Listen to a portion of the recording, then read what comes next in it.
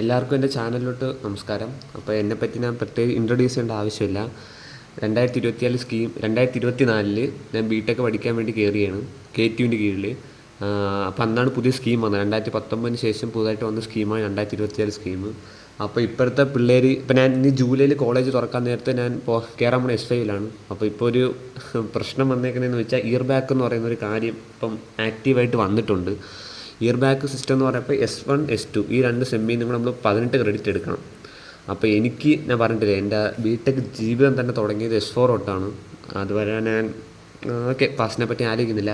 അപ്പോൾ എനിക്ക് ഇതുവരെ ഉള്ളതെന്ന് വെച്ചാൽ S1 എനിക്ക് 2 ക്രെഡിറ്റ് ഉണ്ട്, S2 എനിക്ക് 5 ക്രെഡിറ്റ്. ഇതുവരെ S1 S2 എനിക്ക് 7 ക്രെഡിറ്റേ ഉള്ളൂ.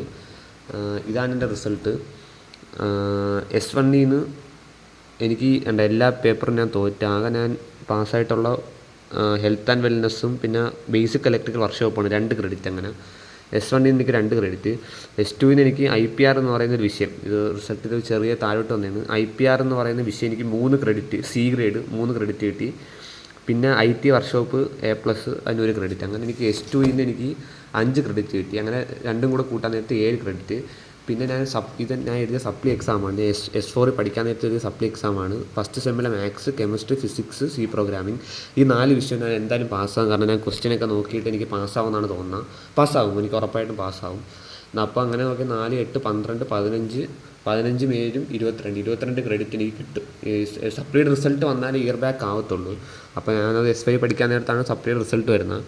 അപ്പോൾ ഞാൻ തീർച്ചയായിട്ടും ഇയർ ബാക്കിലാവത്തില്ല. ഞാൻ ഇത് തന്നെ S8 തന്നെ ഞാൻ പറഞ്ഞിട്ടില്ല, എൻ്റെ ഇനി വരുന്ന സെമ്മിൽ S6, S5, S6, S7, S8 ഓരോ സെമ്മിൽ നിന്നും കൂടെ ഞാൻ 4 പേപ്പർ വീതം ക്ലിയർ ചെയ്ത് പോയാൽ മതി. S5 മുതൽ എനിക്ക് ഒരു സപ്ലിയും വരത്തുമില്ല. പിന്നെ ഞാൻ നിങ്ങളടുത്ത് പറഞ്ഞിട്ടുണ്ട്, എൻ്റെ ടാർഗറ്റ് എന്ന് പറയുന്നതെന്ന് വെച്ചാൽ S5 എനിക്ക് 10 SGP ആണ്. അതിൻ്റെ കാര്യം ഞാൻ തുടങ്ങണമെന്നും പറഞ്ഞിരുന്നതിന് പിന്നെ കുറച്ച് സപ്ലിയുടെ കുറച്ച് വിഷയങ്ങൾ ഇങ്ങനെ നോക്കുന്നതുകൊണ്ടാണ്. ഇനി നാളെ തൊട്ട് ജൂലൈ 19 തൊട്ട് ഞാൻ സപ്ലിയുടെ ക്ലാസ് തുടങ്ങിയാണ്. അതിൻ്റെ ഒരു റോഡ് മാപ്പിൻ്റെ വീഡിയോ ഞാൻ ഈ ചാനലിൽ തന്നെ ഇടും. ഇലക്ട്രോണിക്സാണ് ഞാൻ പഠിക്കുന്നത്, അതുകൊണ്ട് ആ പിള്ളേർക്ക് മാത്രമേ ഫോളോ ചെയ്യാൻ പറ്റുള്ളൂ. എന്നാലും ബാക്കി ബ്രാഞ്ച് പഠിക്കുന്ന ഇയർ ബാക്ക് ആയിട്ടുള്ള കുട്ടികളും, ഇപ്പം എൻ്റെ വിഷയമല്ല എന്നാലും ഞാൻ പോകുന്ന പോലെ പോകണമെന്നാണ് എൻ്റെ ആഗ്രഹം. ഇയർ ബാക്ക് ആയിട്ടുള്ള കുട്ടികൾ എത്രയും പെട്ടെന്ന് ഉള്ള സപ്ലി എല്ലാം ക്ലിയർ ചെയ്തെടുക്കണം. കാരണം നമ്മളെ ലൈഫാണ്. ഇപ്പം നമ്മൾ ക്വിറ്റ് ചെയ്ത് പോയാൽ ക്വിറ്റ് ചെയ്യാനേ പറ്റത്തുള്ളൂ.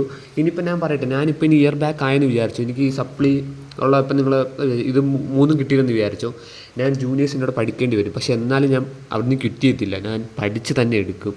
ജൂനിയേഴ്സിൻ്റെ ഇരുന്ന് പഠിച്ചാണെങ്കിൽ ഇനി ബിടെക് പഠിച്ച് ജയിക്കാൻ 5 വർഷം 6 വർഷം പോട്ട് 7 വർഷം എടുത്താൽ ഞാൻ ബിടെക് പഠിച്ച ആ സർട്ടിഫിക്കറ്റ് എടുത്തുകൊണ്ടേ പോകും. മാക്സിമം എൻ്റെ ബാച്ചിൻ്റെ കൂടെ തന്നെ S8 ഞാൻ കഴിയാൻ നേരത്ത് ബിടെക് സർട്ടിഫിക്കറ്റ് പാസ്സായിട്ട് ഞാൻ ഇറങ്ങും. അത് ഞാൻ പറഞ്ഞില്ലേ, എനിക്ക് എൻ്റെ ബിടെക് ജീവിതം സത്യം പറഞ്ഞാൽ തുടങ്ങിയിട്ടേ ഉള്ളൂ. അപ്പം ഞാൻ ഇപ്പോൾ ഇൻറ്റേൺഷിപ്പും ചെയ്തുകൊണ്ടിരിക്കുകയാണ്, അതൊരു കാര്യമുണ്ട്. അപ്പം എനിക്ക് പറയാനുള്ളതെന്ന് വെച്ചാൽ നമ്മൾ ഒരിക്കലും ക്വിറ്റ് ചെയ്തില്ല. ഇപ്പം നമ്മൾ ക്വിറ്റ് ചെയ്യാനേ സമയം കാണത്തുള്ളൂ. ഇപ്പം ഞാൻ തന്നെ സത്യം പറഞ്ഞ് നിങ്ങൾ ആലോചിച്ചോണ്ട്, എനിക്ക് കെമിസ്ട്രി, ഫിസിക്സ്, C പ്രോഗ്രാം ഈ വിഷയത്തിനെ പറ്റി മുമ്പ് ഞാൻ പഠിച്ചുകൊണ്ടിരുന്ന സമയത്തോ അല്ലെങ്കിൽ സെക്കൻഡ് സെമ്മിലോ എൻ്റെ 3rd സെമ്മിലെ റിസൾട്ട് ഞാൻ കാണിച്ചു തരാം. അതായിരിക്കും നിങ്ങൾ ഏറ്റവും കൂടെ നെട്ടാൻ പോകണം. എൻ്റെ 3rd സെമ്മിലെ റിസൾട്ട്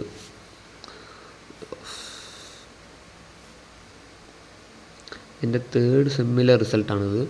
ഇതിലും ഞാൻ എല്ലാത്തിനും തോറ്റി, എല്ലാത്തിനും. ആകെ ഞാൻ ജയിച്ചത് അനലോഗ് സർക്യൂട്ട് എന്ന് പറഞ്ഞ ലാബാണ്, 2 credit. Logic circuit design 2 credit. എനിക്ക് S3യിലും 4 ക്രെഡിറ്റ്.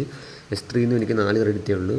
പിന്നെ എനിക്കൊന്ന് S7ലും ഒരു കുഴപ്പമുണ്ട്, 47 ക്രെഡിറ്റ് എന്തോ വേണം. അതെന്തായാലും ഞാൻ എടുക്കും, എടുത്തേ പറ്റൂ, അത് ഞാൻ എടുക്കും. അപ്പോൾ എനിക്ക് പറയാനുള്ളതെന്ന് വെച്ചാൽ നമ്മൾ ക്വിറ്റ് ചെയ്ത് നമുക്ക് അതിനെ സമയം കാണത്തുള്ളൂ. ഞാനും പറഞ്ഞില്ല, ഈ വിഷയത്തിനെ പറ്റി ഇപ്പം നിങ്ങൾ എൻ്റെ അടുത്ത് എന്ത് ചോദിച്ചാലും എനിക്ക് പറയാൻ പറ്റും. പക്ഷേ ഞാൻ S1ലോ S2ലോ S3ലോ നിങ്ങൾ എൻ്റെ അടുത്ത് ചോദിച്ചാലും എനിക്ക് ഒന്നും പറയാൻ അറിയത്തില്ല. കാരണം ഞാൻ സിലബസ് അനുസരിച്ചാണ് പഠിച്ചത്. എനിക്ക് നിങ്ങളോട് പറയാനുള്ളതെന്ന് വെച്ചാൽ സിലബസ് അനുസരിച്ച് പഠിക്കുക, അല്ലെങ്കിൽ പ്രീവിയസ് ഇയർ ക്വസ്റ്റ്യൻ നിങ്ങൾ വർക്കൗട്ട് ചെയ്യും, ജയിക്കും. എൻ്റെ വാക്കാണ്. കാരണം ഞാൻ അതിന് ഏറ്റവും വലിയ ഉദാഹരണമാണ്. ഇത്രയും വിഷയം ഞാൻ ജയിക്കുമെന്ന് പറയുന്നത് ചുമ്മാതെയല്ല, എൻ്റെ റിസൾട്ട് സഹിതം കാണിച്ചാണ് പറയുന്നത്. അപ്പം ഇയർ ബാക്ക് ആവുന്ന സിറ്റുവേഷൻ ഉണ്ടെങ്കിൽ ജൂനിയേഴ്സിൻ്റെ തൊട്ട് ഇരുന്നാണെങ്കിലും പഠിക്കുക. അടുത്തിരിക്കുന്ന കൂട്ടുകാരന്മാർ, ഫാമിലിയോ എന്തെങ്കിലും പറയുമായിരിക്കും, നെവർ മൈൻഡ്, ഇത് നമ്മളെ ലൈഫാണ്, നമ്മൾ വേണം പോരാടാൻ. അപ്പം ഞാൻ ഇനി സീരിയസ് ആയിട്ടും എൻ്റെ ഒരു വ്ളോഗ് കണ്ടിന്യൂസ്ലി ആയിട്ട് ഞാൻ ഇടും. ഇനി അതിനൊരു ഇത് കാണിക്കത്തില്ല. ഞാൻ ഈ സപ്ലിയുടെ ഇതും കൂടെ ഞാൻ പറഞ്ഞില്ല, എനിക്കിപ്പോൾ S5 എൻ്റെ കോറാണ് വരുന്നത്, കുറേ വിഷയങ്ങളുണ്ട്, പാടാണ്. അപ്പം ഞാൻ പറഞ്ഞ 4 പേപ്പറിന് ക്ലിയർ ചെയ്യാൻ വേണം. അപ്പോൾ ഞാൻ പ്രധാനമായിട്ടും ക്ലിയർ ചെയ്യാമെന്ന് പറഞ്ഞിരിക്കുന്നതെന്ന് വെച്ചാൽ സെക്കൻഡ് സെമ്മിലെ മാത്സ്, പിന്നെ SST അത് തേർഡ് സെമ്മിലെയാണ്, അതിനിപ്പോൾ എഴുതാൻ പോകുന്നത്. കാരണം ഫിസിക്സുമായിട്ട് ചെറിയ റിലേറ്റഡ് ആണ്, അപ്പം പെട്ടെന്ന് കണക്ട് ചെയ്ത് പഠിക്കാൻ പറ്റും. SST, സെക്കൻഡ് സെമ്മിലെ മാത്സ്, പിന്നെ ഏത് വിഷയത്തിൻ്റെ പൈത്തൺ. കാരണം അടുത്ത പ്രോഗ്രാമിംഗ് പേപ്പർ ഞാൻ എഴുതിക്കൊണ്ട് പൈത്തണാണ് ഇപ്പോൾ ഞാൻ പഠിച്ചുകൊണ്ടിരിക്കുന്നത്. അത് കുറച്ച് എന്തായാലും സീനെക്കാട്ടി എളുപ്പമാണ്, എന്തായാലും ഞാൻ അത്യാവശ്യം പഠിച്ച് വരെയാണ്. പൈത്തൺ ഫസ്റ്റ് സെമ്മിൽ മാത്സ് എഴുതി, പൈത്തൺ പിന്നെ basic in electrical and electronics first സെമ്മിൽ, അത് അത്യാവശ്യം എളുപ്പമാണ്. അത് ഞാൻ മണ്ടത്തരം കാണിച്ച് തോറ്റയാണ്. അപ്പം ഇതാണ് ഞാൻ എഴുതാൻ പോണത് ഇനിയുള്ള 4 പേപ്പർ. പരമാവധി 5 പേപ്പർ S7 S8 ഞാൻ പരമാവധി 5 പേപ്പർ എഴുതാൻ നോക്കും. കാരണം S7 എനിക്ക് തോന്നുന്നു നമുക്ക് സ്കീം പ്രകാരം ഇൻറ്റേൺഷിപ്പൊക്കെയാണ്, പിന്നെ 3 പേപ്പറേ ഉള്ളൂ. S8 3 പേപ്പർ, S7 4 പേപ്പറും. അപ്പോൾ അത് കമ്പാരിറ്റീവ്ലി എളുപ്പമെന്നാണ് പറയുന്നത് ആ 2 സെമ്മ്. അപ്പോൾ ആ 2 സെമ്മിൽ 5-6 പേപ്പറൊക്കെ എഴുതിയാൽ കൊണ്ട് എനിക്ക് പോകാൻ പറ്റും. അപ്പോൾ സെക്കൻഡ് സെമ്മിൽ ഇനി S5 ഞാൻ എഴുതാൻ പോകുന്ന സപ്ലി എക്സാം ഇതൊക്കെയാണ്. അപ്പോൾ എല്ലാവർക്കും ഓൾ ദ ബെസ്റ്റ്. ആരും പേടിക്കല്ല്. ഇതിനെതിരെ നമുക്ക് നമ്മളെ ഭാഗത്തു നിന്നൊരു ഗവൺമെൻറ്റിന് പ്രഷർ കൊടുക്കുക, അല്ലെങ്കിൽ KTUവിന് ഒരു പ്രഷർ കൊടുക്കാനേ നമുക്ക് സാധിക്കത്തുള്ളൂ. നമ്മളെ കീഴിൽ പ്രഷർ ഇല്ല. ഇപ്പം സമരമൊക്കെ ചെയ്ത് ഇപ്പം ഒരു ഇതായിട്ട് പോവുകയാണ്. കാരണം കുട്ടികളുടെ മാനസിക സമ്മർദ്ദം തളരുമെന്ന് പറഞ്ഞ്.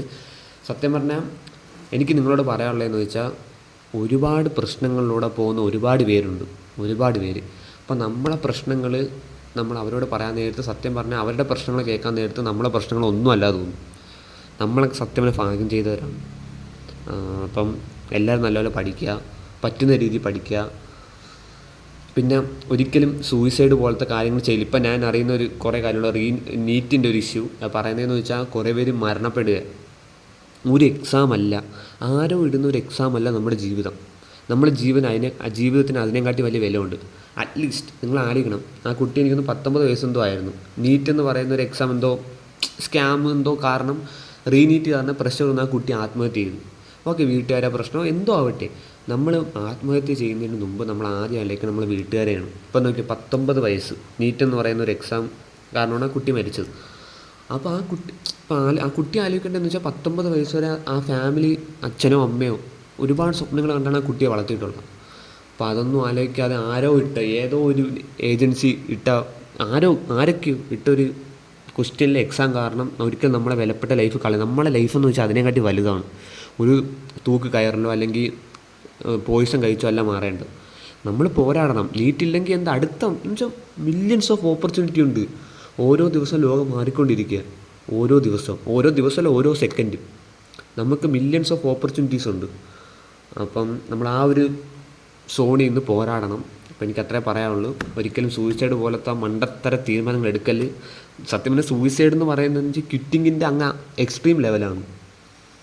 ഇങ്ങനെ സൂയിസൈഡ് ചെയ്യാൻ നിന്നാൽ എന്തൊരു അതിനെ നേരം കാണത്തുള്ളൂ. നമുക്ക് മൃഗങ്ങളും തമ്മിൽ വ്യത്യാസം എന്താ? നമുക്ക് തലച്ചോറ്, വിവരമുണ്ട്, വിവേകമുണ്ട്, ചിന്തിച്ച് പ്രവർത്തിക്കുക എല്ലാവരും. അപ്പം ഒരിക്കലും ആത്മഹത്യ പോലത്തെ കാര്യങ്ങളൊന്നും ചെയ്യാതിരിക്കുക. എനിക്ക് അത്രേ പറയാനുള്ളൂ. സ്വന്തം സോണിൽ നിന്ന് പോരാടുക. Thank you.